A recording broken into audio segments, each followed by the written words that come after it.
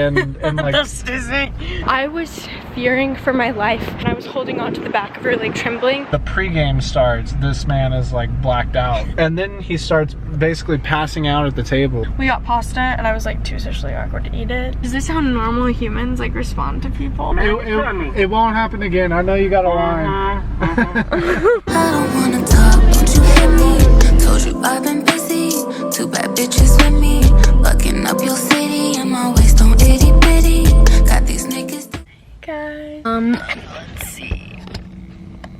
We are on our way to his sister's birthday party. They're doing a dinner and then they're going out after. This morning, we actually had something really crazy happen. We woke up, Boba, my precious little baby. Kevin and Rufus, the other bunny, and the kitty are Miles's babies. We co-parent them, or we parent them together, and we love them both. But Boba was like the first animal that we had together that was mine, that I picked out and like I raised, and like I don't have like a ton of responsibility around the house. He is king. He does so much for me. Feeds the animals, takes care of them, all of that. So it was like my first time really taking care of an animal, and I was like really good at it. I created like little forage boxes for him with treats hidden in like the hay and like all these different little things for him, and I got him toys and I cuddled him every day, told him how much I loved him. And we wake up this morning and unfortunately he passed away. And it was a really tough morning. I haven't even like processed it. I'm just in like survival mode right now, but it's Miles' sister's birthday, so we are going to go and support her because she needs that support. It's her birthday. So we're gonna go hang out with her, try our best, put everything aside, have a good time. Then tomorrow morning we are leaving for Dallas for my cousin's wedding. So baby, is we catching a break? No. We is not catching a break. Catching any break. No. So now we're driving to the Grove for Stephanie's birthday party, and I'm gonna film it a little bit, and then I'm gonna take you guys to the wedding, and we are going to mourn together. But also celebrate because we'll be at a wedding. But also celebrate at a wedding, yes. I just wanted to come on here and update my future self about this day that happened. What is it? August 18th? Say bye, babe. See you at dinner. We have parked and we are downtown. Alright. Oh snap, I got parking money on here. How do you have that? I guess I had to pay. It makes you, here, watch that, babe. It makes you. I love the bike. Yeah, it is a nice Mm-hmm. It's a 2012. Oh, okay. Nice. I don't really ride gravel bikes. I just got the bike, but primarily. There's like an ER nurse I saw on Instagram. She was saying that like she would never get on one of those electric scooters. Some of the most amount of accidents that she sees is from that. Yeah, they're stupid. They're so Especially crazy. people who are drunk. Oh my gosh, so one time I was with Sammy and Kaylin and Lauren, and we were downtown. We were all drunk. And Sammy and Kaylin want to go from 6th Street, like Dirty 6th, to like West 6th, and I was all for it because I hate Dirty 6th. Kaylin rides a scooter with like someone, I don't remember who, and Sammy and I ride the scooter together, and oh my gosh, I was fearing for my life. This girl like speeds it. Like she was literally going as fast as a car, and I was holding on to the back of her, like trembling. Just had a nice little conversation with a biker. Now we're walking up to the Grove to see Stephanie. There it is. I won't do that. What? I won't do that. I love you. Look at.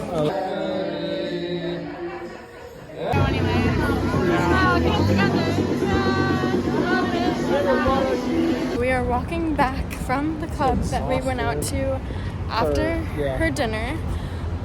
So tired. It is just like so packed in there. There's so many people. I don't even know if you could hear that because it was covered up. But yeah, but it was fun. and now we're walking back. The walk is the worst part. So yeah. Oh wow, look at me. I am oily and greasy. Driving in Austin is so stressful. Look. That homeless man looks chill. He's reading a book with his shirt off. I think it's unhoused now. I don't know, honestly. That unhoused gentleman. It's so sad.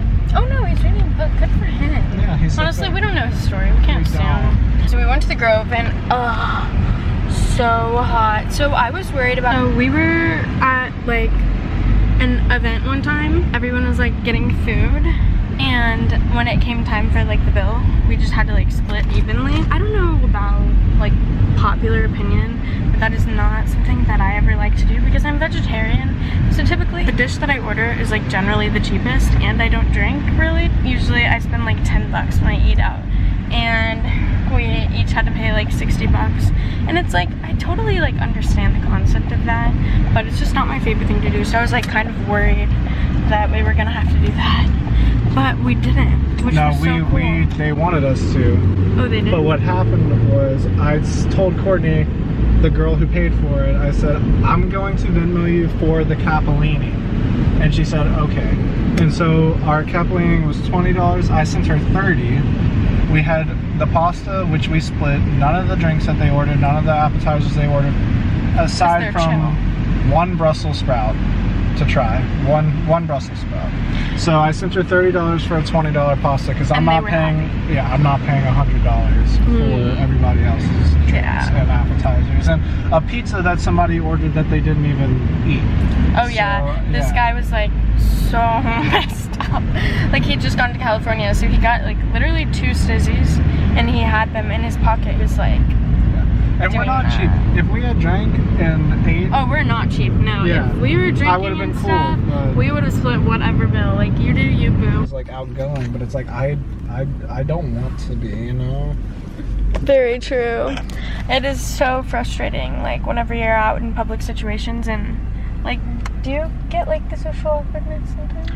I think I mask it very well. I definitely feel it. You seem very outgoing. I definitely feel the social awkwardness, but like I know, just ask questions, you know, and that's like. Yeah, I always forget that, like ask questions. I'm always just like. End your start your sentences with why or how.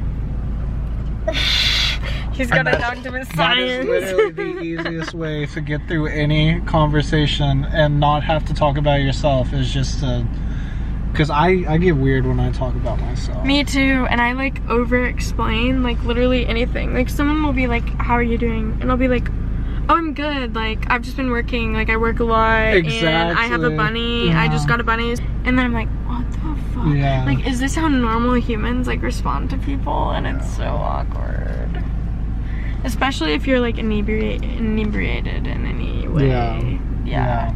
So, yeah, and then you go home and you think about all the things you said and how stupid they were. Yes, and you're like, oh, I should have said this. And then you're like playing back the situation over and over in your head, and you're like, oh my god, I was so dumb. But we got pasta, and I was like too socially awkward to eat it. I just wanted to add like a little bit of context to the situation. The friend who had the STIZZY, I had taken like a little bit of a hit of it, and I like have a hard time gauging what size of one that I'm taking, and so I just like inhaled it and literally did a blinker with this thing in the restaurant, and a huge cloud came out, which was so bad. Like, and I genuinely didn't mean to do that.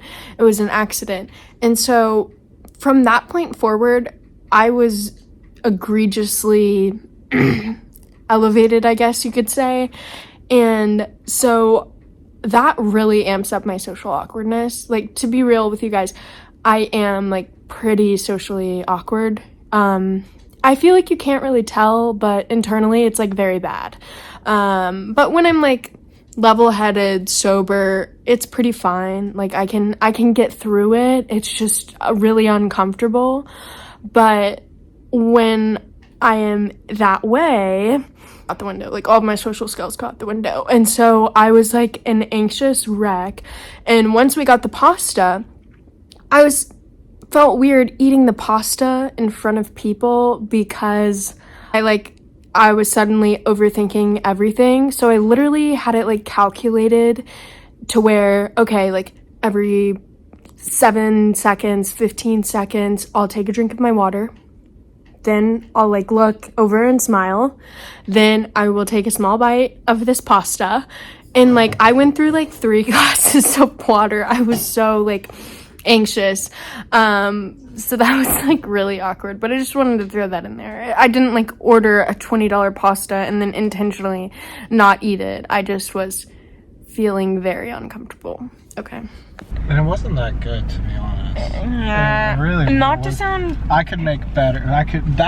Those noodles are not homemade. I swear to God, those are Barrielli or whatever. Oh my god. Those are from H-E-B or Sam's. Those are not homemade noodles. And like, no shame if you buy but not those. at a restaurant. If you're at a restaurant, you gotta make it homemade. That's like, what are you? But what were they doing with that menu anyways? It didn't make any sense. They had Asian noodles. They had a capellini, which not enough white wine in the sauce. It tasted just like lemon juice. With white wine. No, it's a capellini. A white wine and lemon capellini. They put maybe 2 tablespoons of it. You got to put like at least a cup or 2 to taste it. Oh my! And they served it on those stupid angel hair noodles, and like that kind of noodle isn't gonna soak up an oily, runny sauce like that. Like you got to do like at least a linguine. I feel like I could be very wrong, but okay. To be honest, I thought the pasta slapped. But and it was mostly veggie. There was like this much actual noodles. So how are you supposed to? Yeah, you get that veggies is fair point. And sauce, basically. It was like a ton of veggies, but also the table made it a point that I was vegetarian, which was also a socially awkward thing to approach. And don't mean to sound pick me, like we're not pick me girlies, but it's just like I forgot what I was talking about. Vegetarian. Oh yeah, it came up in conversation, and I hate to mention it because then I'm like, oh crap, that person immediately hates me. But anyway, so it came up, and so the waiter like knew I was very vegetarian, being allergic. She was very good about it. I will really say, good, really good service. The waitress and I put up with some BS, and she was very nice the whole time. Okay, wait. Okay, tell them about your friend who's like really messed up and how he was talking to the waitress. Did you see those interactions? I saw all of them. Okay, explain them because you're gonna be better at explaining. So I don't know if he was mostly high, mostly drunk, or like equivalent of both. Like this guy has like a history of just being like belligerent at anything, basically. Like any time, like it's not like you know, go out, have a good time, you know, but still be like somewhat coherent, you know, about it. It's like before the pregame starts, this man is like blacked out, basically. And so he gets to dinner just like acting just like obviously belligerent. A minute, continue, baby. I'm sorry to interrupt. And I won't say harassing the waitress, but pretty much like borderline. Like if he was harassing the waitress, we would say something. Yeah, we totally would. Yeah, it was mostly just him being too messed like up. She's not your servant. Yeah, she's your server. So he tries to order a pizza when she's doing the drink order, and this is a big group of like 10 people, so it makes sense that she would do drinks, then appetizers, then entrees, get all the tickets in at once. He's trying to order a pizza, like yelling out ingredients to her, and she's like, sir, like, you know, we'll come back around and do this. And then he starts basically passing out at the table. He's hitting his dab pen inside the restaurant, which not a big deal, but the way he was doing it made it a big deal, like blowing huge clouds of smoke like in the middle of the restaurant basically, and like that's dizzy.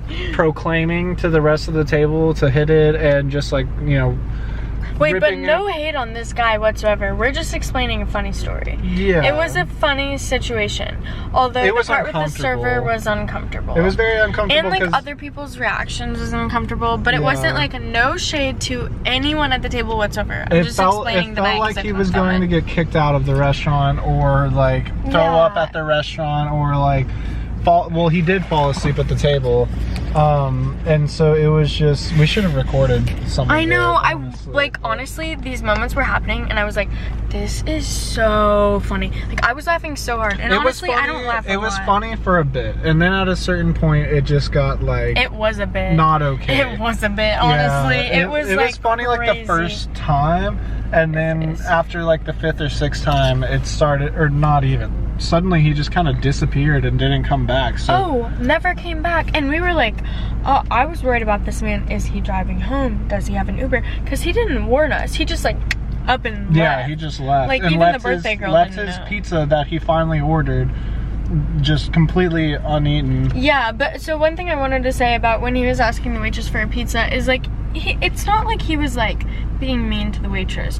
What had happened is he was just like so incoherent, and he was just like very out of his own mind, to the point to where like she was going around and he's been waiting at this table for a while, probably doesn't have a good, you know, like meter of time in his head going on, and then whenever she comes up to him after sitting for a while, it won't happen again. I know you got a line.